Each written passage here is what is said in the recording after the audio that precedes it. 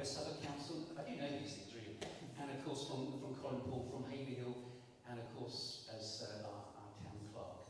So without any further ado, there will be an opportunity for questions. And but first of all, I'm going to hand over to Roy. Yeah. Thank you. My name's Roy Graham. I've been volunteering for this job because people think I like standing in front of crowds of people with a microphone, I think. Thank you all for coming out tonight. As Henry said, the idea is that we hear a bit of information and you can ask your own questions. So first off, Colin's going to give us a bit of the background to what's going on and why. And then Richard is going to say the viewpoint from Suffolk County Council and what they are proposing. And then Cliff is going to talk about the view from the West Suffolk Council putting forward. I'm not going to say too much more at this point because I don't want to steal any of the fun to say. They've got about 10 minutes each to enthuse us and encourage us. And then we'll have a chance for us, our questions to go to them. What I would ask is, all around the building there are bits of paper you can write the questions down on. The reason for that is it means we don't get the same question coming up 5 times in different forms. We can try and work out a flow of the questions, so we flow from one question to another. Come and give them to you at the front, and we'll try and get through all of them. And I'm going to pass over to Colin now. Great. Thank you very much, Roy.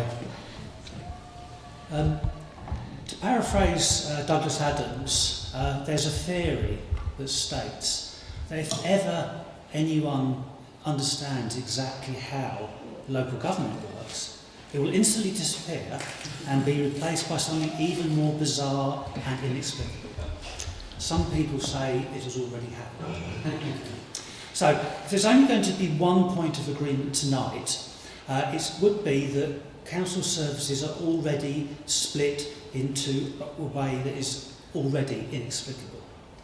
Responsibilities are split across councils without any obvious pattern. The district council collects your household waste, the county council disposes of it. County Highways is responsible for maintaining the grass verge. It's actually cut by West Suffolk, but cut to a different specification to the grass that West Suffolk actually own. So some form of overhaul is long overdue. So my role tonight is to explain exactly what the government has decided is going to happen to make things run more transparently and perhaps more efficiently. But more importantly, these two gentlemen need to hear from you about the things that you think they most need to take into consideration when submitting their proposals. We can't hear you. Is this not working? No, I can't hear you. Can you turn it up a little bit, please? Thank you for pointing that out. I don't want to be talking, you're not hearing anything. I'll get a bit closer. Right. That's very loud. How is that? Is that done better? Better. Brilliant. Okay, thank you. So what I'm going to be talking about is the what's the government's actually doing. So we're going to first talk about devolution and then about local government reorganisation, and then these gentlemen will give forward 2 potential proposals. So devolution, this is what the Ministry for Housing, Communities and Local Government have to say about it. The English devolution is moving power out of Westminster to people who know their areas best. And I think we may come back to the theme of people who know their areas best as we go on through the evening. We're not going to discuss devolution very much tonight because it's not up for debate. The decision has already been taken by the government to make a mayoral combined county authority covering Norfolk and Suffolk. That is done. So that authority will be run by a directly elected mayor, and those elections are scheduled to take place for May 2026. It's a strategic role, and my understanding is that the councils are working together to make sure that whoever becomes that mayor can actually hit the ground running. So strategic decision making. So some of those strategies are national powers coming down to the new mayor. So that's bringing power closer to the people. But some decision making is being moved upwards from county and district level to where a more joined up decision making approach, a regional approach, is considered by government the better way. So that means our mayoral authorities will need to work closely with the Mayor of Cambridge and Peterborough and the new Mayor of Greater Essex as well.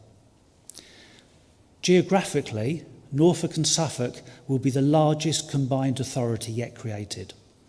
So the Mayor and the leaders of each unitary authority within Norfolk and Suffolk will have voting rights.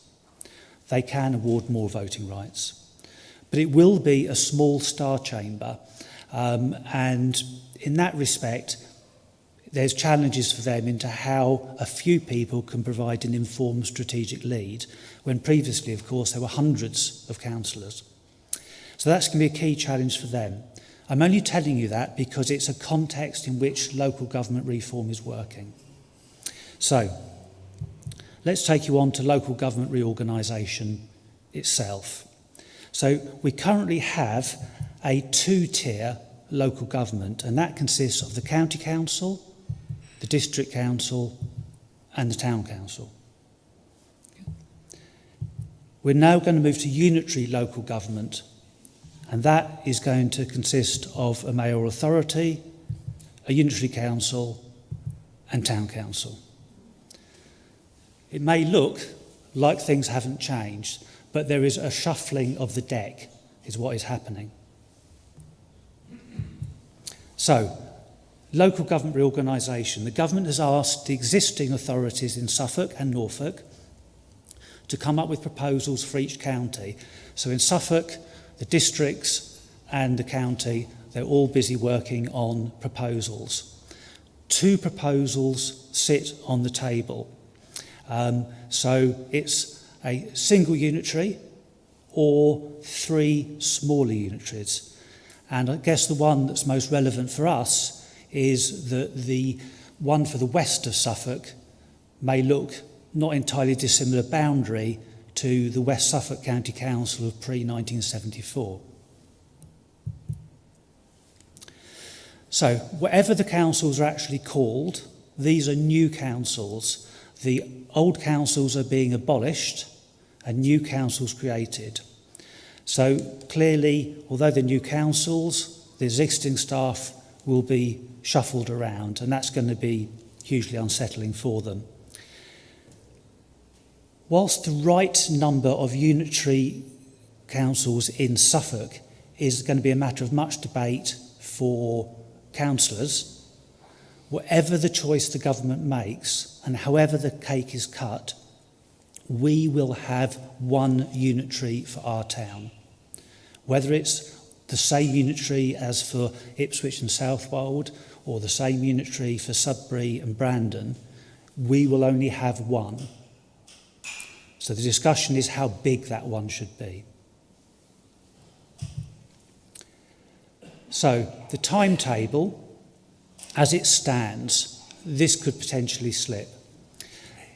In September 2025, so this September, the councils are going to be submitting their proposals for how unitary council should be run, the unitary authority should be run. And therefore, that's why we're having this discussion now, because we do not get a vote. The government is going to make the decision. What we do tonight and through to September have the opportunities to influence what the 2 different groups write in their business plans. And we need those business plans to be good. No matter which version, it has to be a good one. So, there's elections for a new shadow authority, and that will take place in May 2027, along with town council elections.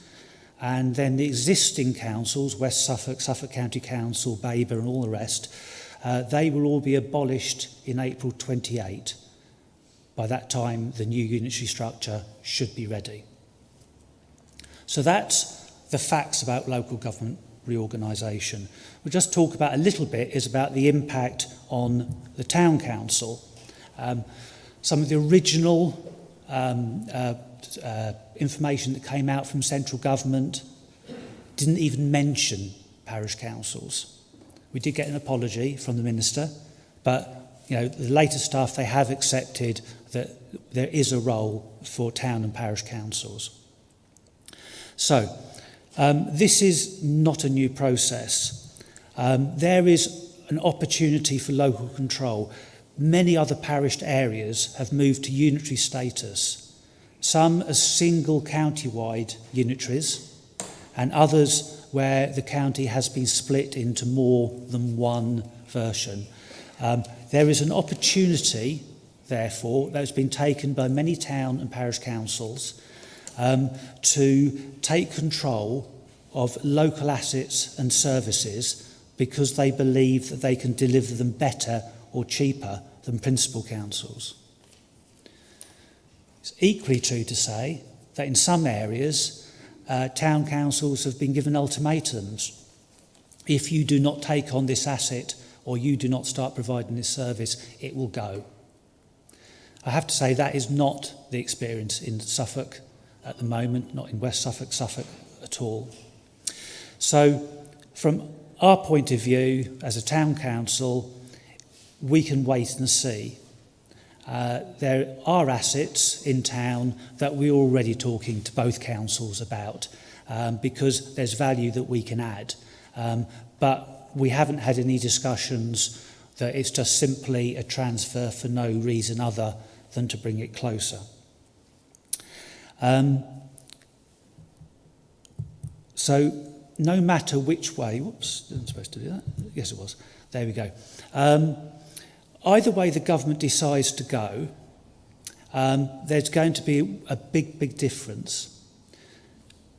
The unitary council for Haverhill, whatever its shape it is going to be bigger than West Suffolk Council. So we are talking about as big as the councils from pre-1974, but with a big difference.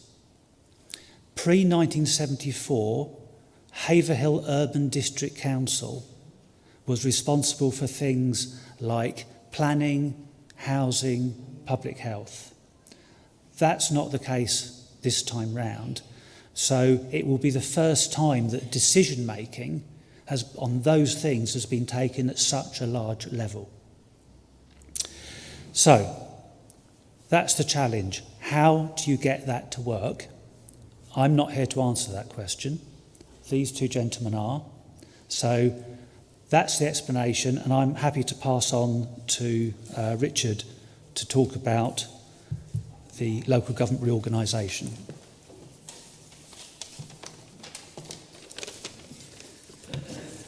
Thank you so much, and thank you to everybody involved for pulling this evening together, and for all of you for taking an evening to come and listen to Cliff and I. Cliff and I might differ, I think, on the solution to local government reform, but I think we both are determined and both are equally committed to ensuring that whatever solution the government picks, and the government will pick it, works as well as it can for Haverhill, as well as it can for Haverhill Town Council, and as well as it can for residents and businesses here. But I'm here this evening to talk about our proposal, which is for one unitary council for all of Suffolk. And yes, we think that will deliver more savings than three councils. Yes, we think it will deliver better services. But why did we arrive here? Fundamentally, for me, it comes down to a strong and binding identity for Suffolk. My parents met and fell in love at the West Suffolk Hospital. My family have farmed outside Ipswich for generations. We have the Suffolk Show, Suffolk Day, the Suffolk Trinity. I live, like many of you, close to the Cambridgeshire border, just to the north of the county in Freckenham with my wife, but still we feel like we're from Suffolk. If we meet somebody else from around the country and they ask where we're from, we say Suffolk. And I think this sense of identity is something borne out in the survey we're currently running of Suffolk residents. We've now had a response from over 6,000 people, and what's really coming through so clearly is people identify with being from Suffolk. So I started my local government career as a town councillor, like some of you in the room, and I know John Burns is in the room when so many cameras are pointed at me. It's quite something. But I started as a town councillor, and I was immediately struck by the finger pointing that went on between different layers. I think back in my early days, I wanted a patch of grass cut, and I went to the District Council, and they said, well, it's not us, it's the County Council. I went to the County Council, they said, it's not us, it's the District Council. And I sat there tearing out what little hair I had, because all my residents wanted was that patch of grass cut.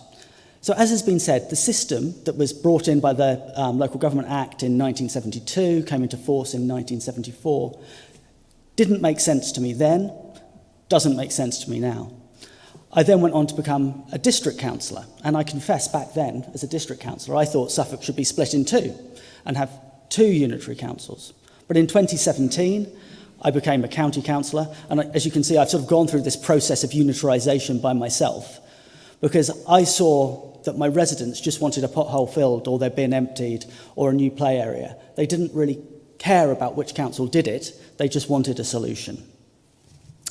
But when I became a county councillor, I realised that there are really complex care services, hidden services that you might not notice, that go into people's homes, that deal with special educational needs, really complex, really important services that need that strategic scale. But I'm not standing in front of you today saying district council's bad, county council's good. I think there are things that we both do really, really well. The Parks Department, West Suffolk, exceptional. I think our care teams that go into people's homes, providing that essential adult social care, equally exceptional. But there are things I think we could do a lot better. Highways, absolutely. Car parks, absolutely. Markets and high streets. Doing this collectively brings such opportunity. And I know you're all probably as frustrated as I am that things that we want to see move forward, like investment in the high street here, or the town centre master plan in Bury St Edmunds, these things too often fall between different councils. And that's no fault of mine and no fault of Cliff's, but this is an opportunity to streamline that and make things much simpler for residents. I remember recently my mother was on the phone to Baber District Council, so she lives just south of Ipswich, trying to report an environmental, what she thought was an environmental health matter. She was on hold for a very long time, only to get through to be told actually it's a trading standards issue, which is Suffolk County Council. Such is the confusion in the system at the moment. But we also think that a single unitary council will be a much better use of your money, of public money. So at the moment we have 5 chief executives across Suffolk, we have multiple planning departments, multiple legal departments, multiple HR departments. We think that there is an opportunity here with one single council to strip out that highly expensive top tier of management. Suffolk doesn't need 5 chief executives, it doesn't need 3, it doesn't need the same old story, it only needs 1. But we think that this could bring you safer services as well. Now you'll be really familiar with this, I think, living on the borders with Cambridgeshire as you do. When you drive out of the county, you go over a little bump in the road. There might be more potholes on our side of the border, there might be more potholes on their side of the border. But you know you've left the county because the roads are maintained by somebody different. Those lines exist within other services too. So if you're trying to get school transport out of county, or care out of county, or special educational needs services out of county, it is much more difficult. By breaking Suffolk into 3, you will create those lines that already exist between us and Norfolk and Cambridgeshire and Essex. You'd create those lines within Suffolk too. And there's real danger there of creating a postcode lottery. Need and provision isn't spread evenly across Suffolk. Our lives would be so much simpler if it was. Care homes tend to gravitate towards Ipswich in the east, but the need is county-wide. Special educational needs services, again, not county-wide. These things are spread out in a complex ecosystem that could be heavily disrupted if you had 3 councils bidding against each other for what is a finite resource. So we really think we could keep councils safer, services safer, all of your loved ones safer. We could save money. And another product of that is keeping your council tax as low as possible. Obviously, if we're saving money, we can balance that between investing in services and keeping council tax rises to an absolute minimum. Now, early analysis, and it is early analysis by PwC, top accountancy firm nationally, have put some figures around this, and we've got our own consultants looking at this in much, much more granular detail. Suggests 3 councils would cost you, the taxpayer, a lot more than 1. In the first 5 years, they're suggesting a single council could save in the region of £104 million. Whereas breaking Suffolk into 3 would cost taxpayers an additional £52 million over the same period. After the first 5 years, we think we could save £26 million each and every year, and 3 councils would cost you an additional £3 million each and every year. Now, we talk about large sums of money in local government.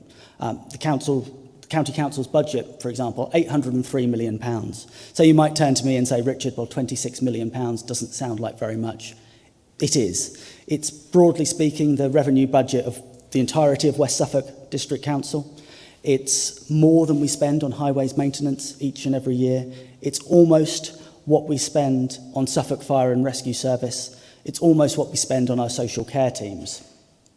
So it is a huge amount of money that we could reinvest in services to improve them for you and keep council tax as low as possible. Whereas from the analysis we've seen, and it is early, 3 councils would cost you more than the status quo. And the question would be, well, why even go through the process if it's just going to cost the taxpayer even more? But today is about opportunity. And I think what we really want to go through with all of you this evening, and I'd love to hear suggestions from you, is how we co-design this, how we make it work best for Haverhill, for the Town Council, for your residents and businesses. Because ultimately, this will be the Minister's decision. And if the Minister chooses one council, I want that business case to be as good as possible. I'm sure you all want that business case to be as good as possible. In fact, I want Cliff's business case to be as good as possible because the Minister might choose 3. So for me, events like this evening are about refining our thinking, about making sure we answer the concerns that all of you have. This is a decision for the next 50 years. It is a once-in-a-lifetime decision, and now is the time to get it right.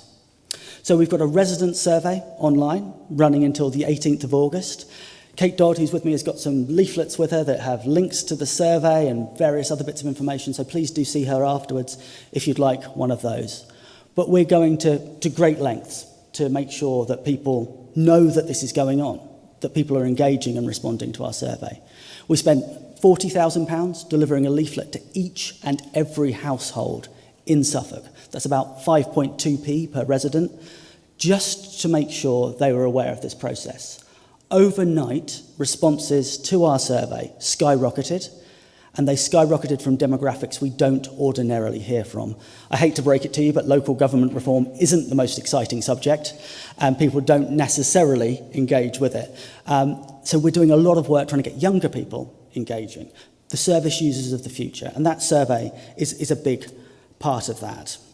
But you don't need to go online to complete the survey. You can phone us, more details on the leaflet. You can do it in the library as well. So this sense of engagement is just so important to us. It is a process of co-design.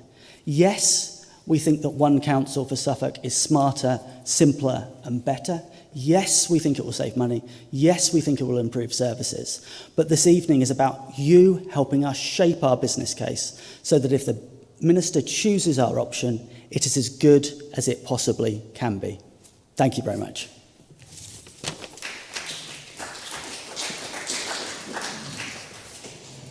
Cliff?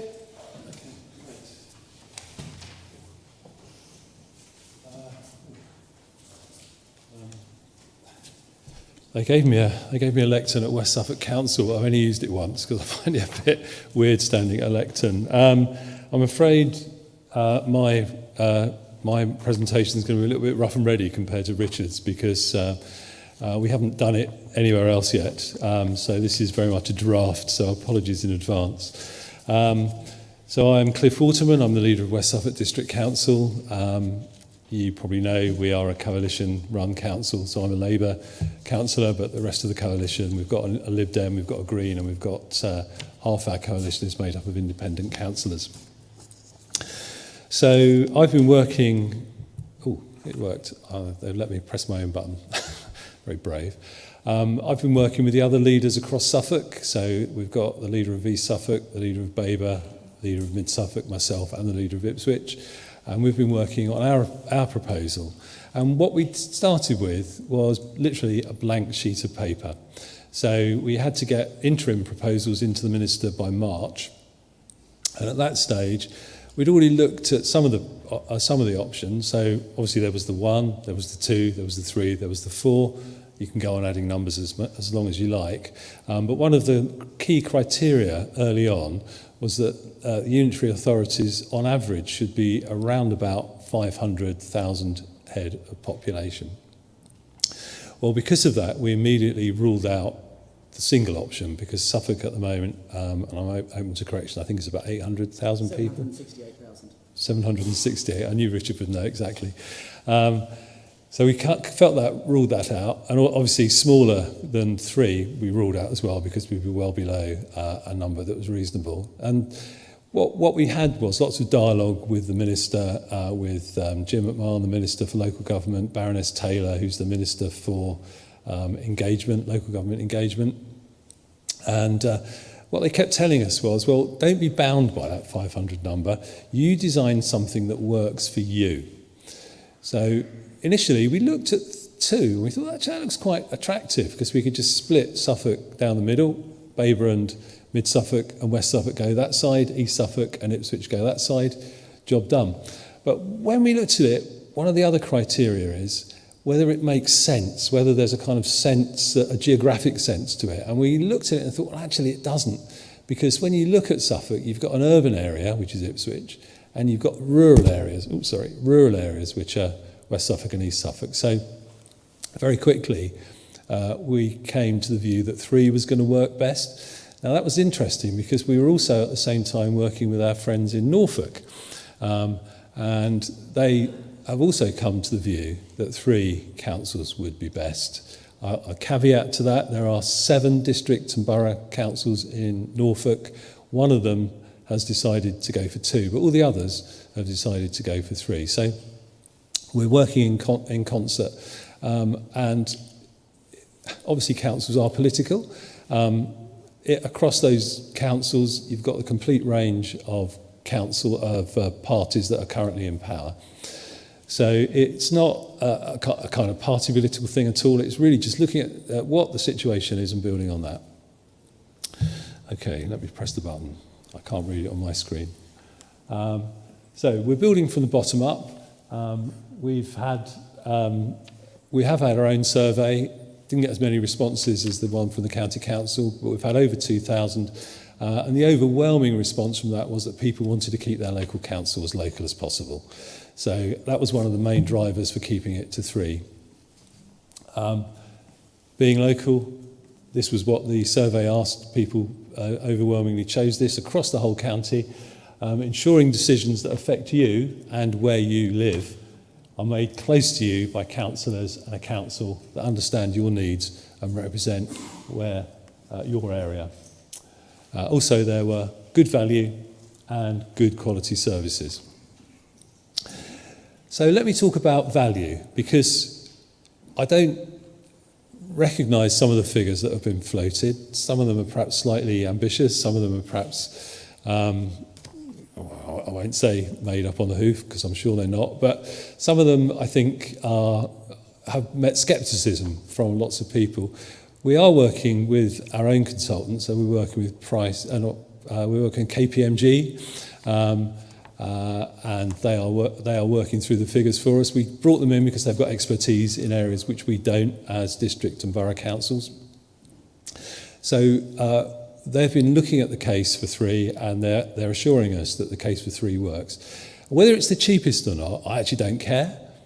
I want the best value. Look, when I was a kid, the cheapest car you could buy was a Reliant Robin. Anyone remember a Reliant Robin? Was it the best car you could buy? No. Did anyone have a Reliant Robin? Somebody, yes, one person did. Okay, and I remember going for a riding one once. It was the most terrifying ride I've ever had in any car in my life. So the cheapest is not necessarily the best. Often it's not the best. 99 times out of 100 it's not the best. We want the best services we can offer to our local residents. And so, and I can, as leader of West Suffolk Council, I could cut thousands, millions off our budget tomorrow. I could start charging more for car parks. I could sell off assets. I could charge people to go into the Abbey Gardens in Bury St Edmunds. There's loads of things I could do. I'm not going to do them because what I'm about is providing really good services for the people of our district. And that's what I want to do with the unitary. So let's look at the next slide. So the top point on here, and I'm sorry there's so much text. This was, I got dragged into the Chief Executive's office today and I was told, these are your slides, Cliff. And yeah, they're not ideal for a presentation like this. But the top one is really important. It's about democratic representation. At the moment, and again, Richard will correct me if I'm slightly wrong, I think there are 380 councillors across the whole... Slightly fewer, but broadly speaking. Yeah. So county council, district councils combined. The Boundary Commission for Local Government for England recommends between 40 councillors for each council and 100. 40 and 100. We're looking at something like, and we haven't got exact figures yet, we haven't refined them, but we're looking like for each of the 3 unitaries to have something between 60 and 70 councillors. That would give you across Suffolk, that would give you between 180 and 210 councillors. Why is that important? Well, ask people like Pat, ask people like Margaret. Councillors are already incredibly hard-working. Giving them more to do without giving them enough time and space to do it is going to be really difficult. So if you overload them, it's going to really destroy local democracy. So our model gives you a much greater chance that your local councillor will be someone you can talk to, someone who's got time for you, someone you can contact, someone who can chase up your complaints, your concerns. The other thing about that, I don't think it's up there, but the other thing, it might be on the next slide, the other thing is talking about the Mayor's table. So, no, it's not there. I'll go back to the previous slide. So I did say this was going to be rough and ready, so apologies. You can throw things if you like. When the Mayor's got the Mayor's table, the Mayor's cabinet, the Mayor will have all the leaders of the unitaries round that table. If there's only one unitary in Suffolk and one in Norfolk, that means there'll only be 3 people around the table, the Mayor and 2 people from unitaries.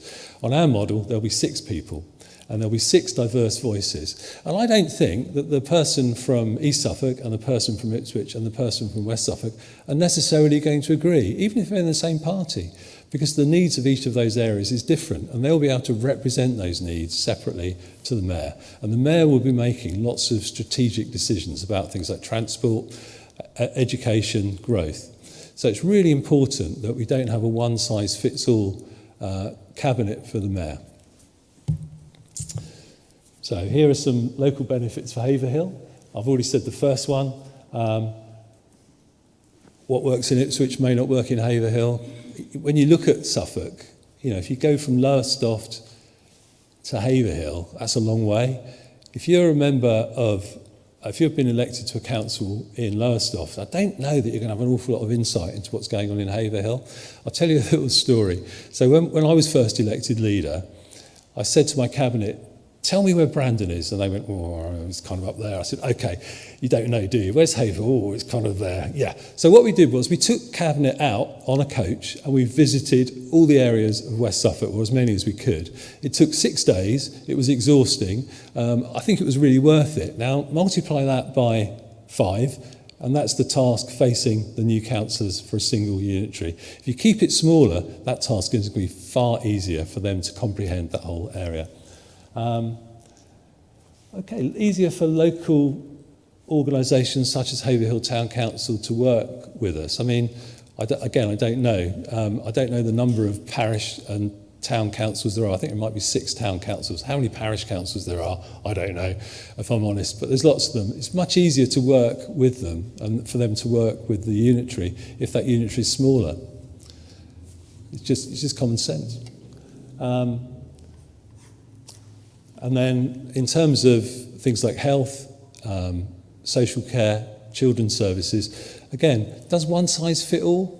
Does what works for people in Haverhill, is that the same as what works for people in Woodbridge or Lowestoft? I don't think it is. And even if there is a question of scale, there's nothing stopping those authorities working together.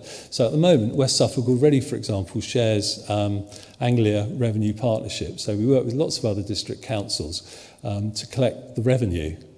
So when you get your bill here, it comes from Anglia Revenue Partnership, just as it does in East Cambridgeshire, just as it does in Breckland in Norfolk. And that's a good example of how a smaller council can work with other councils to create services that work efficiently and effectively without losing that local sense of identity. I've already said about working with the mayor. I couldn't find my slide. So what's next? Yeah. I think there's been a bit of well, I won't say hoo-ha, a bit of kerfuffle, shall we say, this week about the boundaries. Apparently somebody leaked a draft of some of the boundary proposals that we've been talking about. So 3 will effectively go back to what it was pre-1974, because then you had Ipswich was a borough council, and then you had two counties, east and west. When I first came to work in Suffolk, I worked for West Suffolk Council. So it's kind of going back to that, and it does make sense to me. When you look at it on the map, it just looks about right. You've got 3 fairly well-defined geographic areas, and each one has got its own kind of natural character. Well, does that mean Suffolk vanishes? Of course not. And Suffolk will still have all those kind of ceremonial functions that Richard talked about. But the efficiency that you get from having those smaller, more dynamic, more agile councils is going to far outweigh the thought of having one great big council that tries to do everything. So we will be publishing our detailed thoughts hopefully next week. I'm having a meeting on Thursday with the other leaders. We've got a wad of papers to get through, which is our draft. It is evolving. As Richard said, we would like people's thoughts and comments, because as our proposals evolve, we will take those into account. So at that, I will stop. I don't know how long I've spoken for, but I know when you're talking, it feels like a minute, and when you're listening, it feels like about half an hour. So I do apologise. I'll say thank you and hand back over to the chair. Thank you very much. Thank you.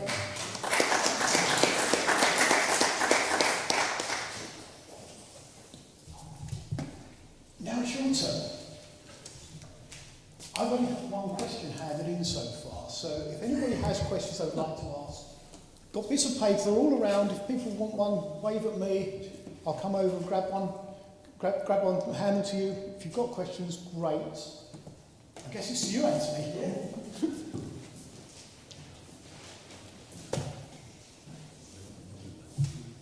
Hello there, my name is Anthony Culp. I'm the Chief Executive of a mental health housing charity, and I established the Haverhill Men's Shed. My question is specifically around, it might diversify some of the things I've listed and heard. Within housing, one of our biggest concerns is obviously funding that comes towards Haverhill. We have a very good working relationship with my housing out on with the local authority, West Suffolk, and the teams there. It also means that there's not a lot of migration across Suffolk because it stays within that area. My greatest concern will be that if we're looking at one big, how will the funding and the movement of transient people across the county, because we do see that that is, I think, because I work across Cambridgeshire as well, you know, without being very harsh, they like to keep the city very nice and tidy. Okay, so where will the funding or the decision making be held specifically around these areas? Because the other things with other avenues of charitable work that we do, it all stays a little bit over that side, because that's where the decisions are made, and the practical size of Suffolk is that if there is a service that's county-wide, 3 hours of that person's day is taken up on travel. So what I would be very keen to see is how the dispersion of services and the personnel who are going to be delivering that are spread across the whole of Suffolk. I don't want to go into the old obvious second best to St Anne's. But what my thoughts were is the dispersion of those services and the lack of, possibly missing out on the local nuances. Thank you. Who wants to go first? Yeah, go for it now. Thank you. It was Anthony, wasn't it? Yeah, thank you, Anthony, for your question. And thanks for all you do through the men's shed as well. One of my colleagues is involved with one in Milton Hall, and I know how vital they are. It's a really good question. And I think as much as the finances, I think, are a challenge for Cliff and the 3 councils, the question that comes to us a lot is about local, and that's understandable. Now, what the government wants to see alongside the creation of new unitary councils are what they call area or neighbourhood committees. And we've seen these introduced successfully elsewhere. North Yorkshire is looking at 21 of them. When we look at Suffolk, we're thinking perhaps somewhere around 15, 16 might be about right.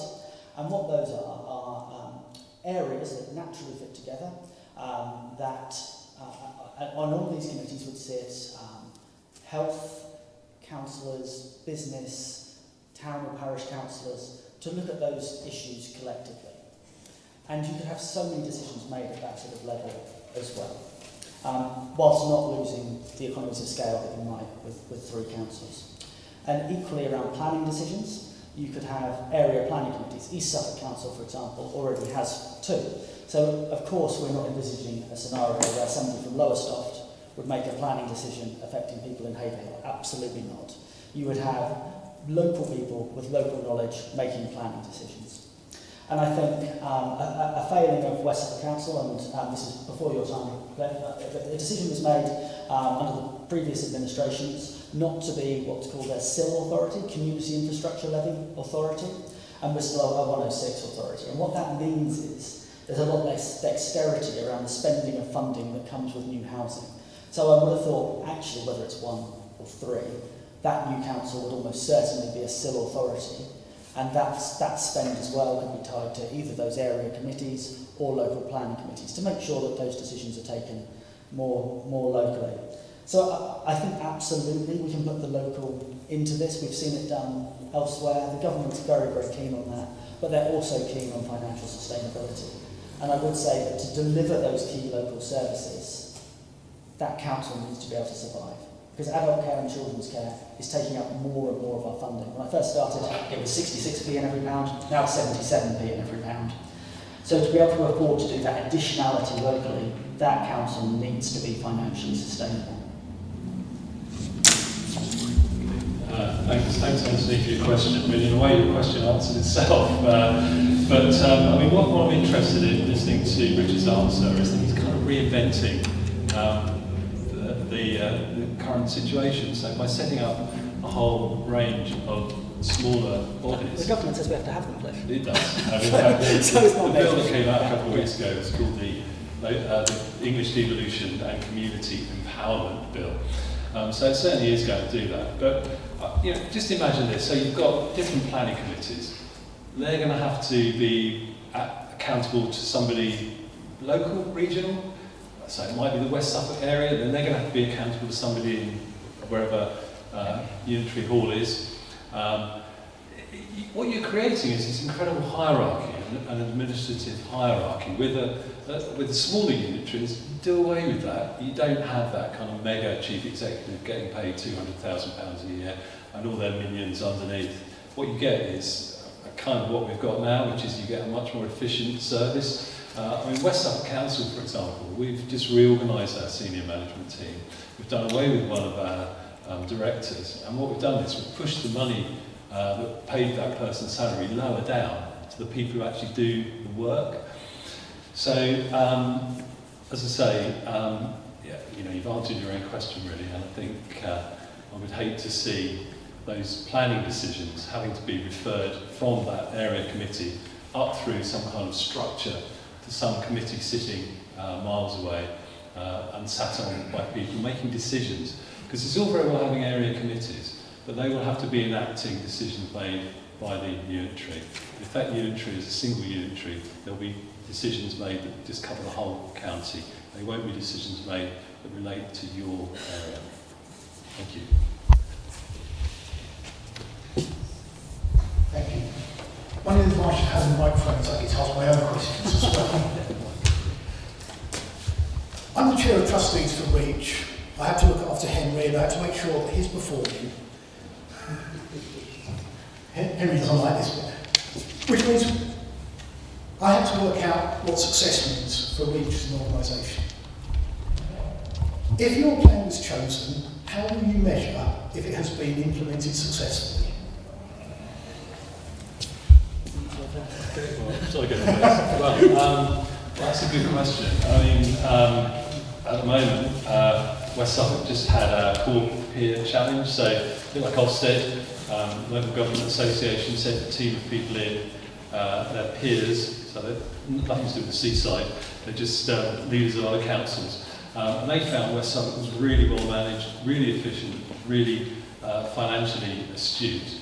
The government are bringing in a series of measures of council performance, and they will be used, by every council. So there will be a national scheme to measure council performance.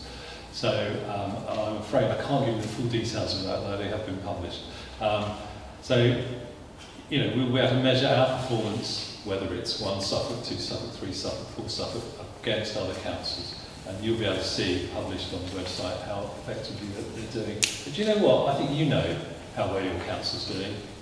You know whether things are being run properly, your bins being collected, is your grass being cut. And if you're not happy, you know who to go to. You go to your local councillor.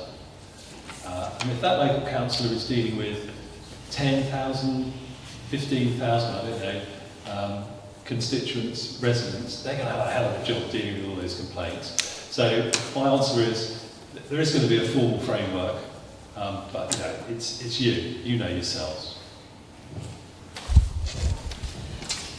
Thank you, and a really, really good question. My answer would be that frankly there are so many things in Suffolk that are stuck in the system at the moment. Whether that's the investment in the high street here in Haverhill, I think it's £690,000 odd going unspent, nothing happening there. Town centre master plan in Bury St Edmunds stuck in the mud. Transport issues in and around Ipswich not moving forward. For me, if local government reorganisation can move forward those big issues that we're all so frustrated by, then it will be a success.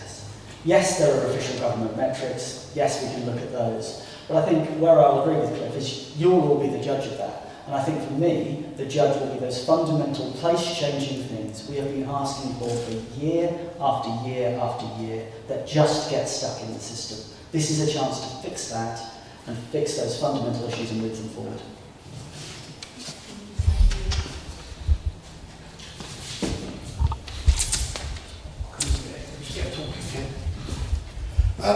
One's a little bit more of a comment than a question. It feels like this is being done to us, not with us. That's not how a local democracy should work. Where was the public consultation before this decision was made? I know it's come from the top down. Anything you want to say on that, or shall I just go on? I can answer, and Cliff might have something to add. Absolutely. Yes, this is being done to us. Labour won the general election. They're able to take decisions like this. Devolution was in their manifesto. Local government reorganisation specifically wasn't. But when parties win elections, they're able to take decisions. I was on the other side of that. Didn't like losing, but that's where we are. They're taking that decision. Now, we are, both Cliff and I, at the moment doing what's called engagement. The government has said, this is happening. You are to engage on your plans, which is effectively co-design. We're saying, this was in our interim plan, this is what we think local government should look like. now tell us how, if that model is chosen, it will work best for you. After the Minister receives our business cases on the 26th of September, he will then put one or both of those out to public consultation. And at that stage, you can formally respond to them, formally respond to the Minister saying, I like this, I don't like that. He may even put on the table two, which neither of us have put forward, but he might do that, we've been told. So the Minister and Government will consult ultimately. But yes, this is being done to us, but governments get to make those decisions. Yeah, thanks. Well, I suppose, yeah, I mean, Richard's absolutely right. I mean, it did come to me as a big shock when the Local Government Reorganisation was announced, because I'd been at the LGA, Local Government Association conference the week before, and nothing had been said about it. And when my administration came in, we were confidently talking about not just this 4 years, not even the next, but the whole 12 years ahead of us. So it did come as a shock. Having said that, I think it's just well overdue. Local government is a mess in this country, and there are some really important things the government is wanting to do. Number one is to put more power into local government. So less about local government reorganisation, more about the mayoral system. Having a local mayor means that we'll have money coming from the government to be spent locally that would previously be spent nationally. And that, I think, is really important. And the aim of the government is to cover the whole country in mayoral combined authorities. Once the Act that I referenced earlier comes into full effect, so we change from being the Norfolk and Suffolk one will be a mayoral county combined authority, they'll change to being strategic authorities. And just as you see with people like Andy Burnham and Sadiq Khan and other mayors around the country, they have, as they gain traction, if you like, they get more powers given to them. So this is an incremental process. I think it's really exciting because it means that we as local people have a much greater say over what happens locally. It won't just be decided in Whitehall. It will be decided locally by a mayor. And that again is a reason why I think it's important to have smaller unitaries. It will give us a more variety of views at the mayor's table, and more challenge as well to the mayor.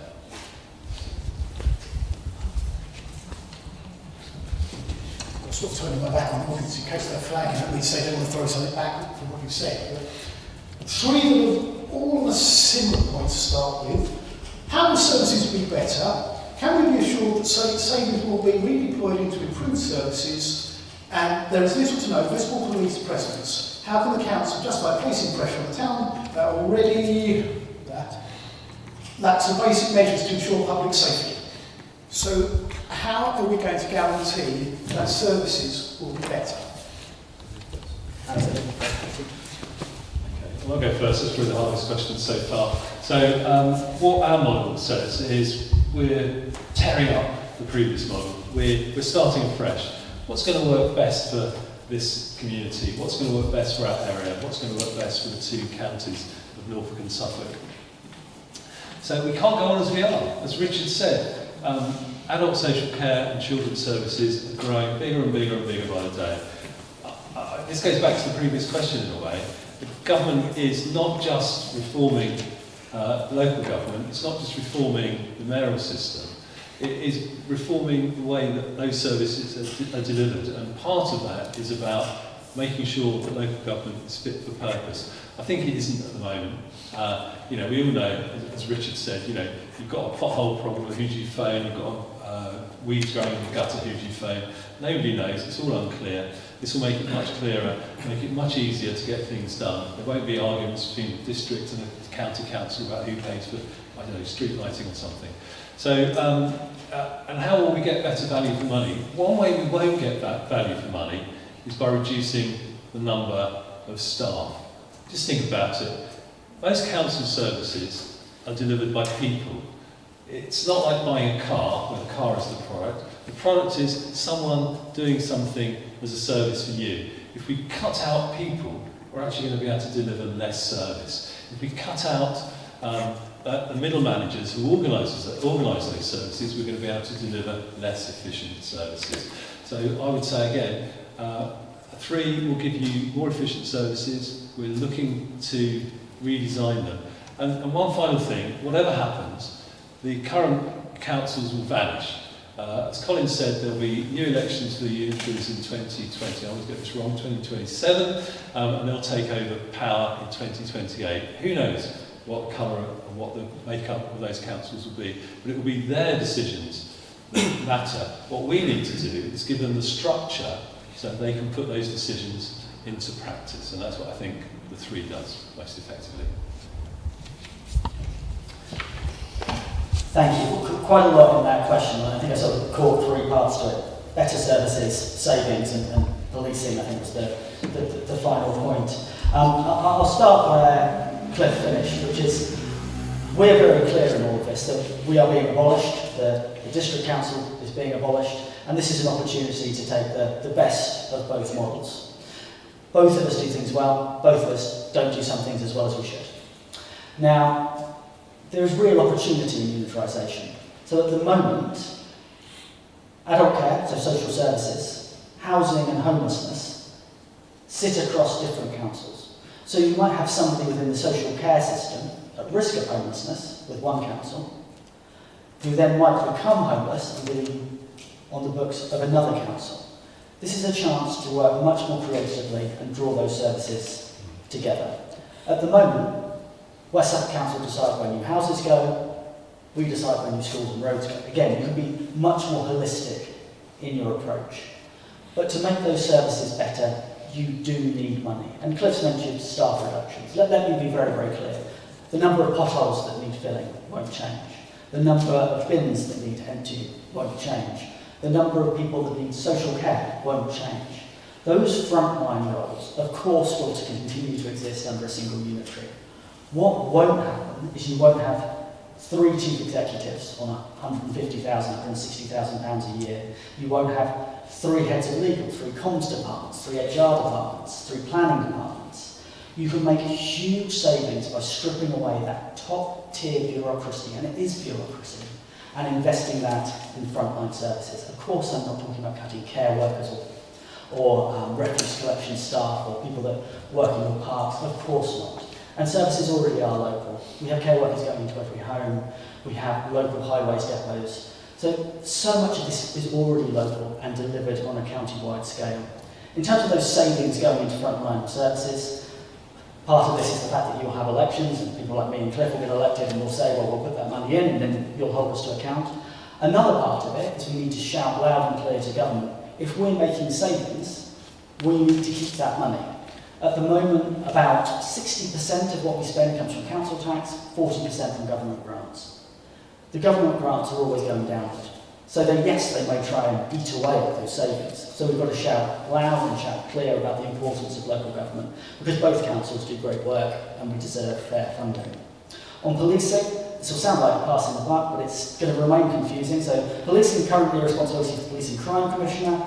Ultimately, that will move to the new mayor. So that doesn't sit with either of us currently.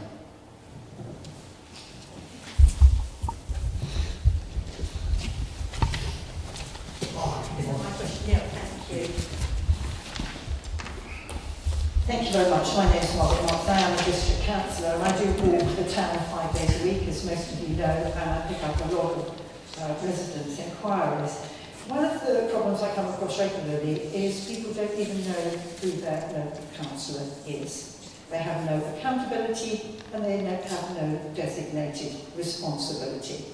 And I think, frankly, it's shameful. I think probably 25% of the councillors are known and are responsible and do good work. The rest of them, frankly, do not. And I could name some of those. I want to know, with a unitary authority where you are going to have to pay those councillors more money, they are going to have more responsibility, they are going to have a bigger area to cover, will they have direct responsibility, will they have accountability, and will somebody monitor that so that they have to put in a report? Further, I think the challenges are, I'm very much with the one unitary because I can't see, and I'd like to ask Cliff if I may, how you think you can divide the major services into 3 without adding layers of bureaucracy which will erode the services on the ground. And I'm very passionate, as you know, about services on the ground.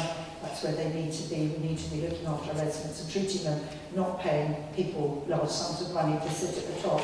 So I would appreciate understanding how you think you can divide something into three without adding those layers of bureaucracy, but equally how you think you're going to pay people a decent salary, again, without increasing those savings, because again, if you're trying to encourage younger people into being councillors, they're not going to be able to have full-time jobs and be a councillor efficiently, because those jobs will be very demanding.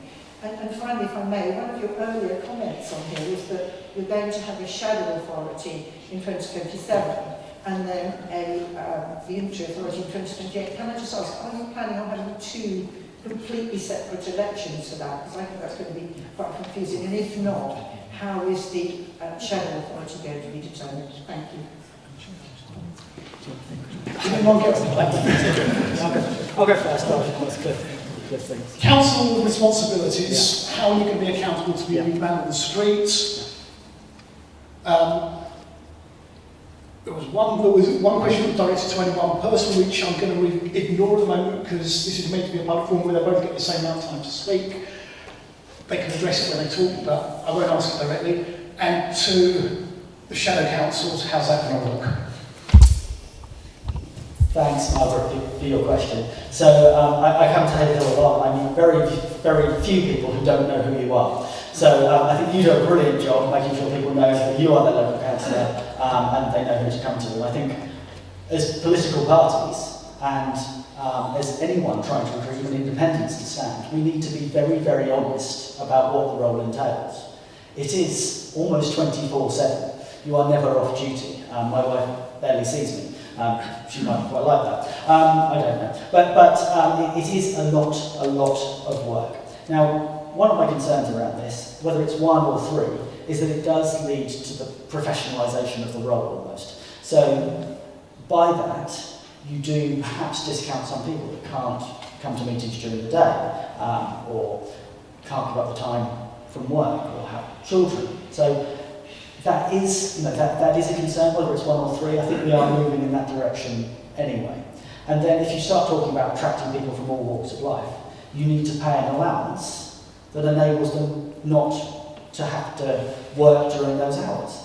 But of course, if you put up allowances, on the front of the papers saying greedy councillors award themselves allowance rights. So we have to arrive at what's fair. That's why we have independent remuneration panels. They decide what councillors are paid. I think as district councillors we get about £6,000 a year-ish. As county councillors about £12,000 a year each, and then Cliff and I both get special responsibility allowances for our additional roles.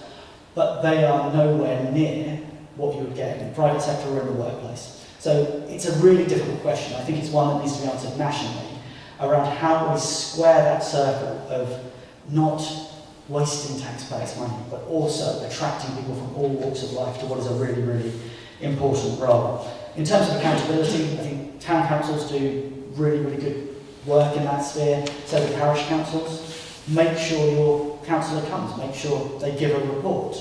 Many councils do that, some don't. Cliff will not be inviting me to Bury Stone's Town Council to give a report. They're one of the few that don't ask us to do that, but many do. In terms of your question around shadow elections and unitary authority, so as we understand it, there will be shadow elections to the new council in 2027, so you'll elect a brand new cohort of councillors to sit on those councils, whether it's one or three. And that council will exist in shadow form whilst it gets ready to turn on the lights a year later in May. During that year, West Suffolk Council and the County Council will be winding down. That's a way of making sure that it's safe, legal and ready to take on those services from May 2028. So the election will be in May 2027, but the council will exist proper from May 2028. So from that period, in that first year, they will be getting ready to set up, setting their first budget, getting services transferred across, recruiting staff, all of those sort of things, so that it's safe and legal to go on day one in 2028. There won't be two sets of elections. Does that make sense? Does that mean that the councillors who currently exist will continue. So will they be finished on 2027? No. So we would envisage that the district elections in 2027 would be cancelled, and the district councils would serve an additional year to 2028, so that they continue to serve in that role whilst the new council gears up. And so 2028 would be the election for the unitary? No. So 2027, you're elected in shadow form, and that council will then get ready to start in May 2028. Make sense? Good. I think I've explained a very complex thing as clearly as I can. Cliff made it better. No, you did very well, Richard. It is complicated, and I think people are confused. But I think Richard's explained the handover quite well, or very well, in fact. I mean, in terms of the quality of councillors, I'm going to throw that back to the electorate. The electorate get the councillors they vote for. If you vote for people who are not fit for the job, you should have thought harder about it. And one of the problems with local democracy, and I don't think any of the councillors here will disagree with that, is you get really low turnouts for local elections. You get much higher turnouts for national elections. And part of the problem is that people don't always see their local council as being that important. I suppose one side effect of having unitary councils will be that they will be seen as more powerful and it will be easier to understand.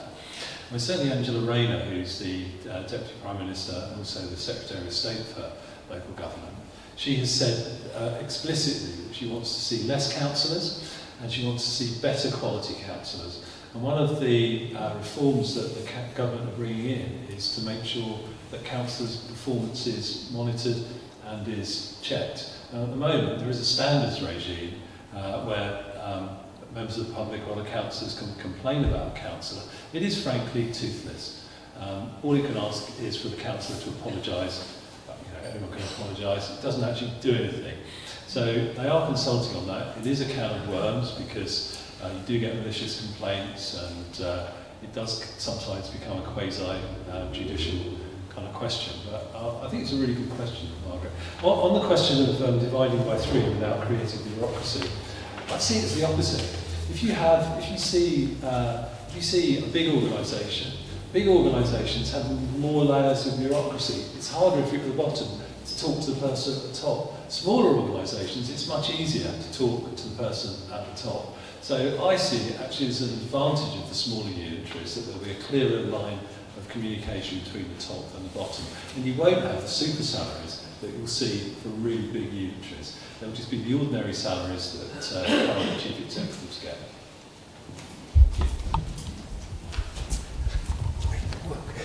Thank you. I've been asked if we can follow up from the services question quickly. I hope it's quickly. Okay, my name's Quinn. I did ask about the improvement of services. There was a number of comments that have been made, lines and who would be responsible. It's not going to affect the NHS, it's not going to affect the ambulance service, which really does affect local needs. My concern is when we're talking about finances, is how unitary authority is going to save money, but it's going to cost us a fortune to create them in the first place, potentially redundancies, relocation of services, new buildings or whatever else. So when we're talking about saving money, I can imagine it's going to take many years before those savings are actually realised. So I'll come back to how are we really going to be improving services.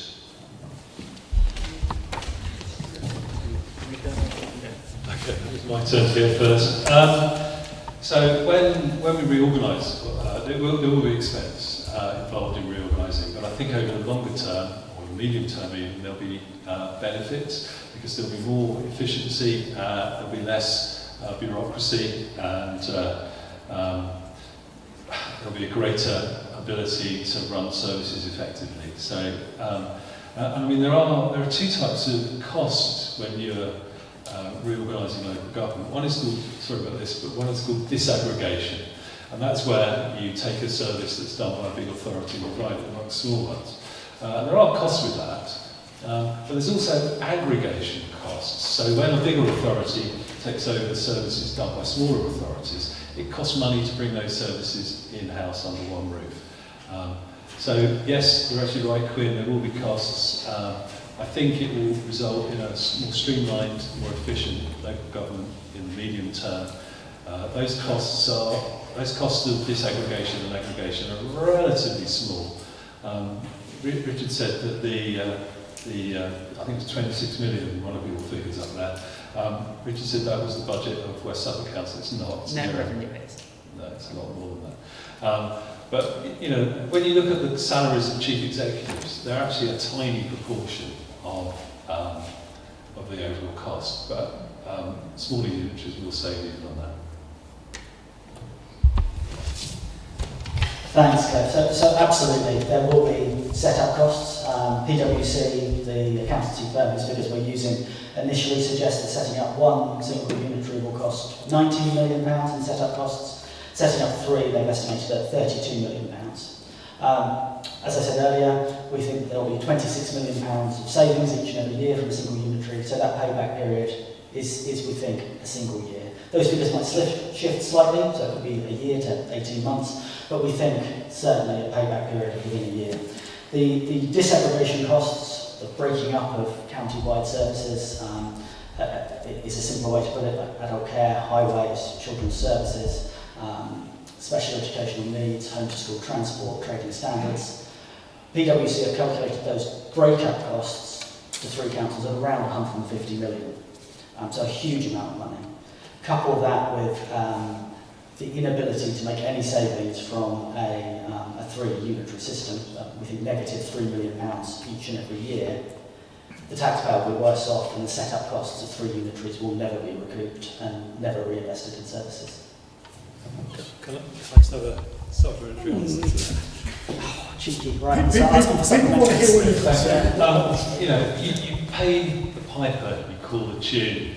So, PricewaterhouseCoopers was paid by the County Councils network to come up with their figures about 4 or 5 years ago.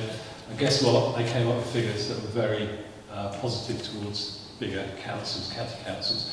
We're paying KPMG. And guess what? They're coming up with figures that are more favourable to our view. In fact, our figures and the figures that Richard's quoted are calculated quite differently. So a lot of the costs that there will be in creating a single council have not been taken into account by PricewaterhouseCoopers.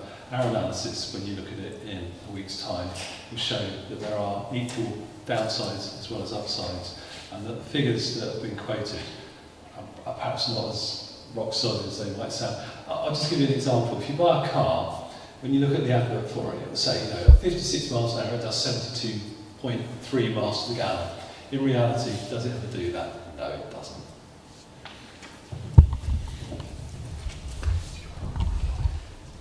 It's fine, I'll cover it off. It's fine. We'll just be passing it back and forth. It's far better to listen to other people.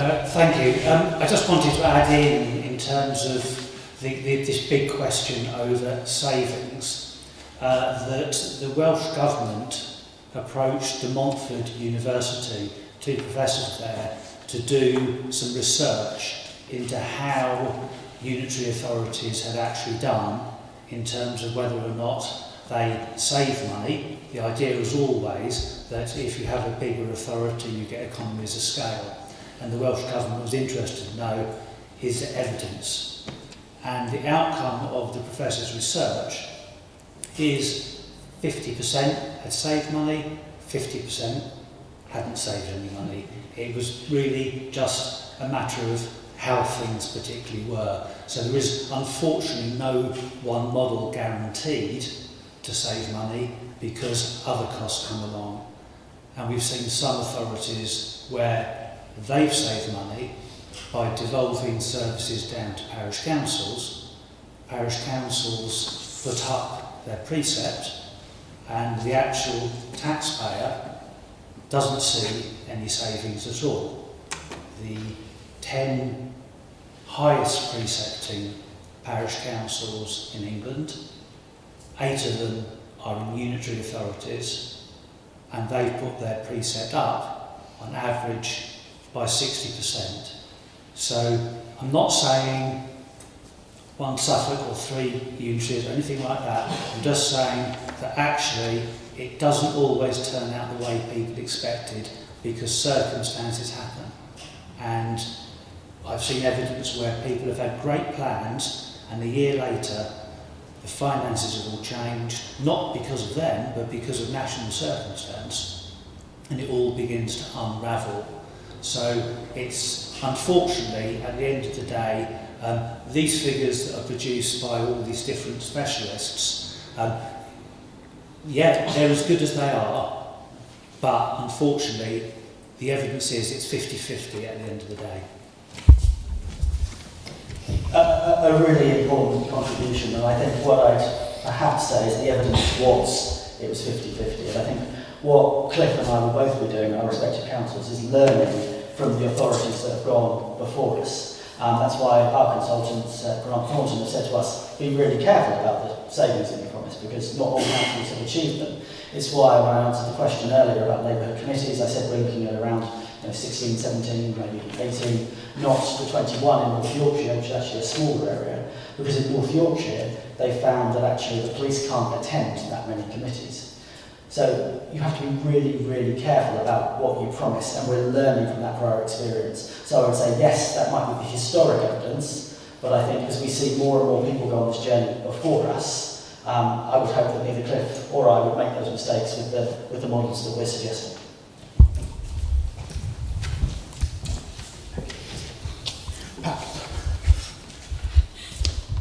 Yeah, thanks very much. Pat Hamlin, Town and District Council, West Suffolk District Council. My question is on the send. I got involved in 2009 in Haverhill especially. Parents were having real problems getting in touch with Suffolk County Council to send officers for a diagnosis. It's then a year, now it's over 2 years. The problem is communication with the people in Haverhill, and it's spread throughout Suffolk as well, I've heard. Getting in touch with send officers at Suffolk County Council. The only way we could do that was through email. Obviously the send, because in Suffolk County Council has been in special measures, even I think since 2009, it might be a bit later than that, but they've been in special measures because of, well, perhaps it wasn't, they've been in special measures for a few years. Not now. Can we get the question? Yeah, you can argue that it was. Can you ask your question? Yeah, I will. But my question is, how are you going to improve getting communication, especially with send officers, as far as, well, because it's Suffolk County Council, because it's in Suffolk, in Ipswich, is there any way that you could spread it out so that it's more local? Thank you. A very specific Suffolk County Council question, but I'll do my best to answer it.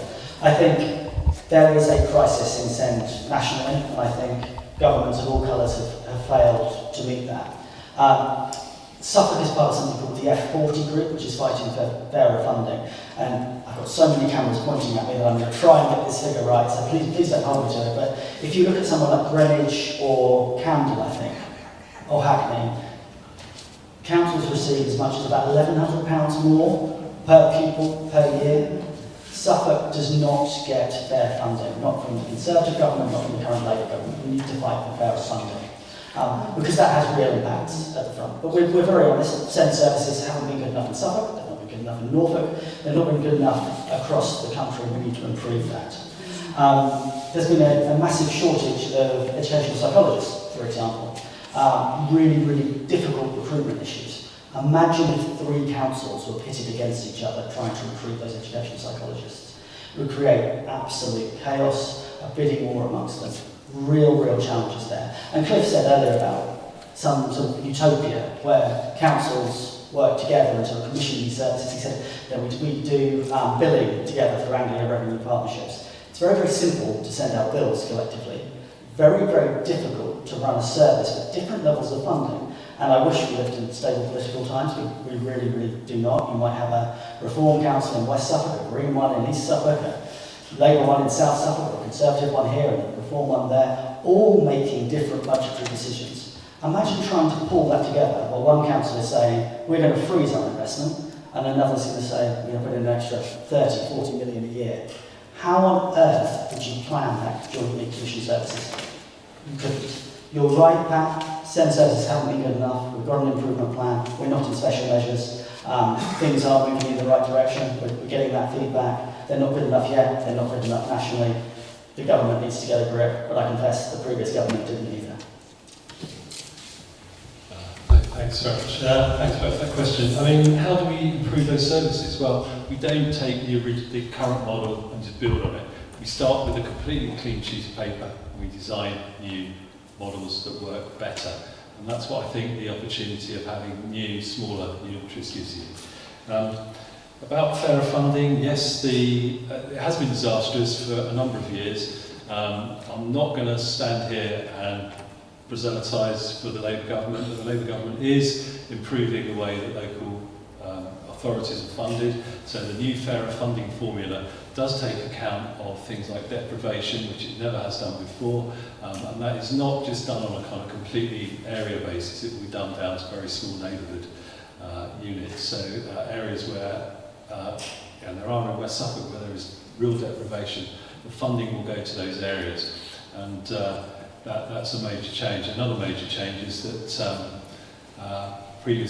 previously funding was given to councils yearly. It's now going to be given to us for 3 years, so we can plan ahead, which means we don't need to have such big reserves, which means we can actually use that money. So I think that's the answer to that. And really, we need to start afresh. Things are not working. Having 3 new unitaries gives you a chance to have a completely fresh start.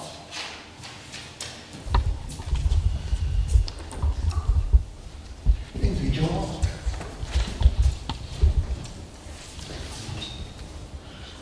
you. Ian Richard Rout, full disclosure, I'm ward member for Withersfield and also portfolio holder for growth at West Suffolk District Council. My question is, how would any of the new unitaries ensure that a town like Haverhill doesn't get overshadowed by towns and cities like Ipswich, Lowestoft, Felixstowe? I'm not just talking about the representation, I'm talking about how do you get growth coming in, how do you get investment coming into your towns? Because the danger is that we do get overshadowed and people will just look at things like size or sea and the big sort of spreadsheet of budgets and everything goes, okay, tick box, tick VG, everything's fine. And then people of Haverhill get overshadowed and discounted.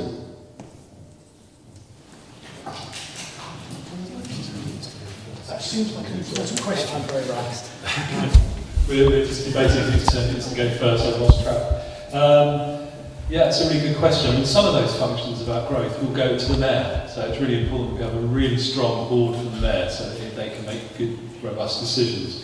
It would be, in a one Suffolk, it would be just a tiny little town in the corner. Currently in West Suffolk, and I think in Western Suffolk, it would be the second biggest town, and that's a really important point, because it will be overlooked. The other thing about having separate unitaries is that the different characters of the 3 will be reflected, can be reflected locally. So, for example, Haverhill very much looks to Cambridge. At the moment, West Suffolk is very much part of the Cambridge housing and the Cambridge economic area. It's suddenly disappearing into one Suffolk means that that's going to get overlooked, and I just fear that Haverhill will be neglected if we get that mega council. So I've been doing these sessions across Suffolk, and I've yet to go anywhere where they say, we get the funding. I go to Lowestoft and they say, it all goes to Ipswich. I go to Ipswich and they say, it all goes to Bury St Edmunds. I go to Mildenhall. But it doesn't come here. Well, wherever I go, they tell me they don't get the funding. I think there is always an element of the grass is greener. Now, you do have very, very good councillors here in Haverhill fighting your corner. You've just got a new waste recycling centre, for example. But I think, Nathan, this is where these area committees that the government's so keen on come in, making sure that the voice of Haverhill is loud and clear. And the mayor, the new mayor's role, will be vital in this. And what I want to see is proper strategic asks for Suffolk. So looking at your connectivity into Cambridgeshire and into Cambridge, for example. Looking at the Ely and Hawley rail improvements that could take so much freight traffic off our roads. Looking at big strategic decisions. If we fragment Suffolk in the way that Cliff's suggesting for our county, you will have those areas pitted against each other. The asks will not be strategic. And to Cliff's point about the Mayor's Board, if there were 3 councils in Norfolk and 1 in Suffolk, you would both have 3 representatives. So those representatives do shift, they are dynamic, it wouldn't necessarily be 3 and 1, there's no chance of Suffolk's voice being diminished in that scenario. So I think a lot of this is about electing the right representatives. You've got some very good ones in the room this evening from all parties, from many parties in that. But also, it's about making sure that the asks for Suffolk are strategic, are loud and clear to government and to the new mayor. And I think 1 strong voice can do that. 3 small voices fighting against each other certainly can't.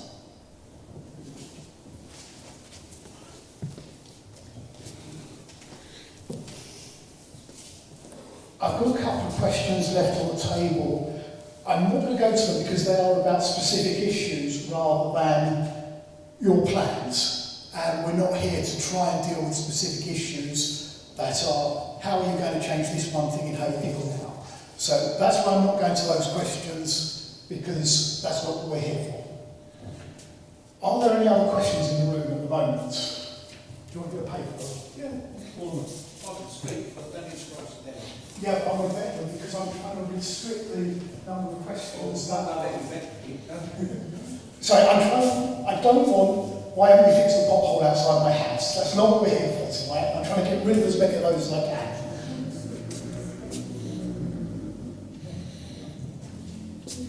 Can I just say, these guys have got on a good show. They've been talking a lot, and I hope that what they've said is starting to make sense. There was one question that was, can we not merge services together? And I'm sure you've thought of all of those sort of things before, and it's not a question I can ask to both of you. So it's a bit of an unfair one to ask on that. There was a question about financial responsibility. No? Thank you, gentlemen. My name's Ed Norton. I've had a lifetime in commerce. Richard, you made a throwaway comment, and I noted it, so I've been making notes all the time. But most of those have been answered already. Thank you. It was central government will require whichever choice to become financially sustainable. As an ex-accountant, what the dickens do you mean by financially sustainable? When government starts talking like that to me, I head for the hills. Now, could you please enlarge on what that means? Thank you. Richard made the comment, but I'll give you a second. So the government says lots of things, and they sometimes pull in different directions. So they put an emphasis on financial sustainability, so they want models that are financially sustainable. By that, they mean it won't fall over on day one or go into what we call Section 114. They recognise the pressure of adult care and children's services and how challenging those are for local councils. So they want financially robust new models created. I would say alongside that local government reform alone won't fix the financial problems in local councils. You need reform of adult care, you need reform of children's services. Because at the moment, frankly, whether it's 1 or 3, local authorities are in dire straits financially. So it needs financial reform as well as structural reform locally. But they say, as I said, different things that pull in different directions. They say we want financial sustainability. They say we want the average, when we come out of this process, to be a population of 500,000. So to correct Cliff slightly from earlier, it's not that the cap is 500,000. The Minister has said, when we come out of this process, the average will be 500,000. So some might be 900,000, Norfolk are applying to one council. Some might be 350,000. They want the average to be 5. And they've also said things around localism. So it's striking that balance between financial sustainability, correct size, and, of course, localism. But financial sustainability is their phrase, not mine, but really it's about creating a structure that is much more sustainable long term than we're seeing within the current setup.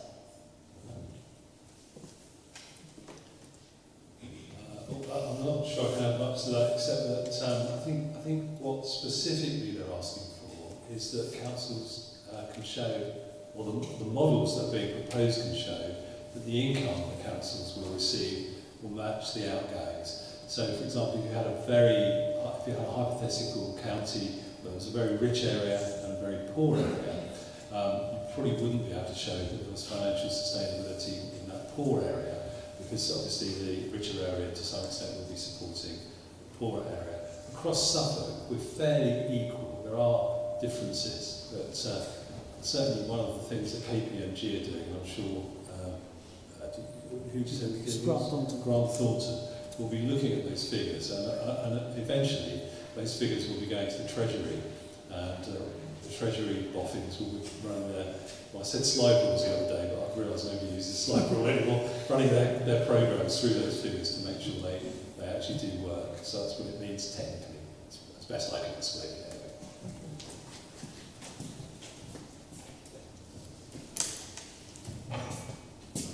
David, you gave me a comment, not a question. There's no question in that, so I can't come to you on that one, I'm afraid. There is a question in it. Can David ask his question? If I ask it, then it will be a question.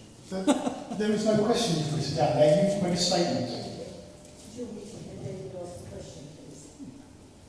I've asked everybody to write their questions because we don't want, can you fix this pothole? Well, that's not what that is. I will read it out what you have written.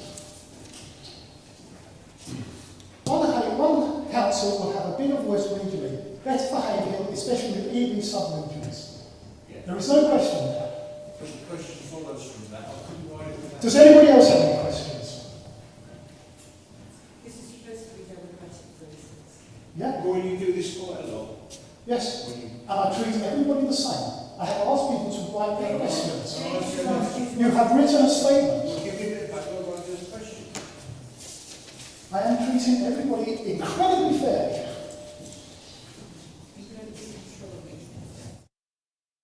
And that's my job.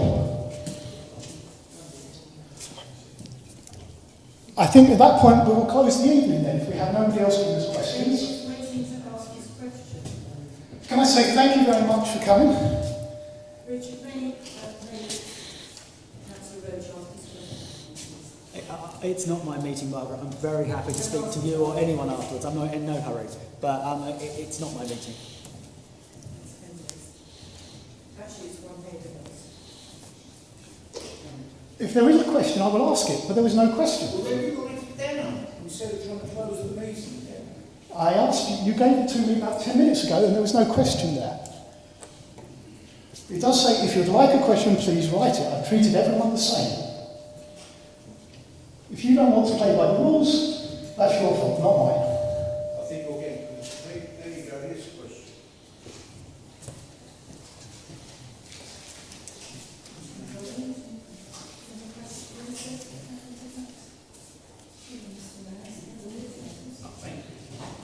Okay, we've got that.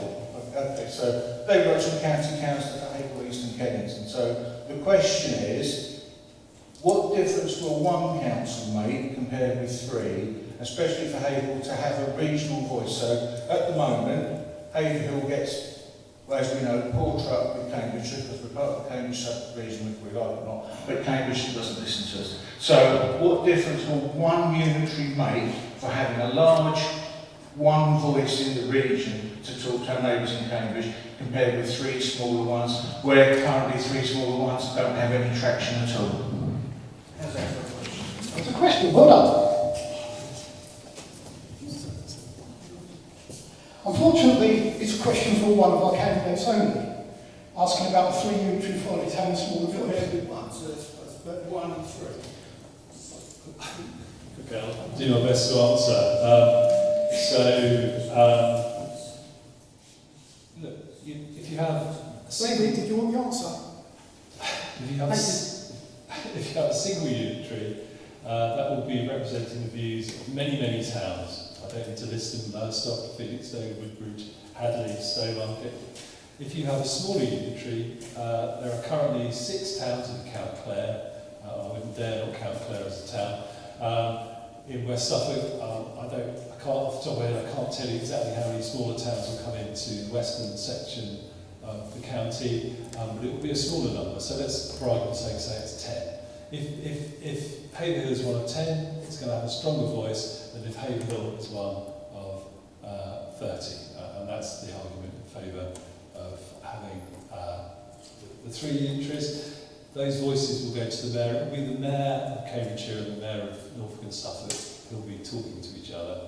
I'd rather have, if I lived in Haverhill, I don't live in Bury, living in Bury, I'd rather have Bury's voice being given strong emphasis by the leader of the Western Unitary, rather than trusting that it would get strong emphasis being given by the leader of the whole of Suffolk. Because let's be honest, the whole of Suffolk, Ipswich will take the lead, because Ipswich is the main town and the biggest economy. So my answer to you, David, is trust in having a small unitary to get your town voice heard. But Richard would disagree with me. Thank you, Richard, disagreeing with Cliff. Look, I fundamentally disagree. I think this requires a strong voice for Haverhill. Has Haverhill got everything it needs and desires under West Suffolk? No. Has it got everything it needs and desires under SCC? No. This is about creating a brand new authority, but a strong voice with government, and that's what government wants. They want fewer people, Cliff said it earlier, fewer good quality councillors is Angela Rayner's mission. We need a strong voice speaking up for all of Suffolk, so that when we go to the mayor of Cambridge and Peterborough, Paul Bristow, he listens, so that when we go to the mayor of Norfolk and Suffolk, he or she listens. One small voice will get lost. It's got lost already. We need to stand up and shout about Haverhill, and a bigger, louder, better resourced voice does that.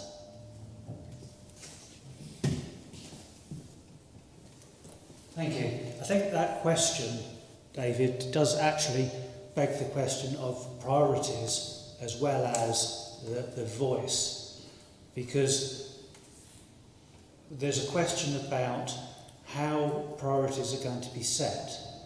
Now, when the government brought out their consultation document about the combined mayor, the description of Suffolk's economics was all about the east of Suffolk. And our response to that consultation was that what about the part of Suffolk that is in the Cambridge sub-region? And we highlighted in our response to that consultation that that's exactly the sort of thing we're worried about.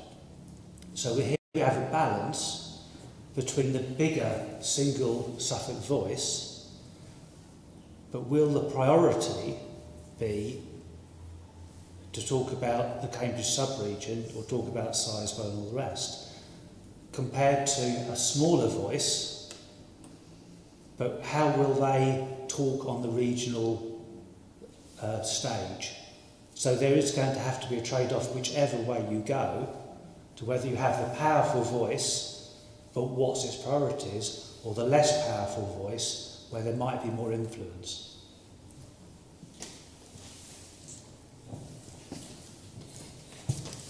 Anybody else got anything written down?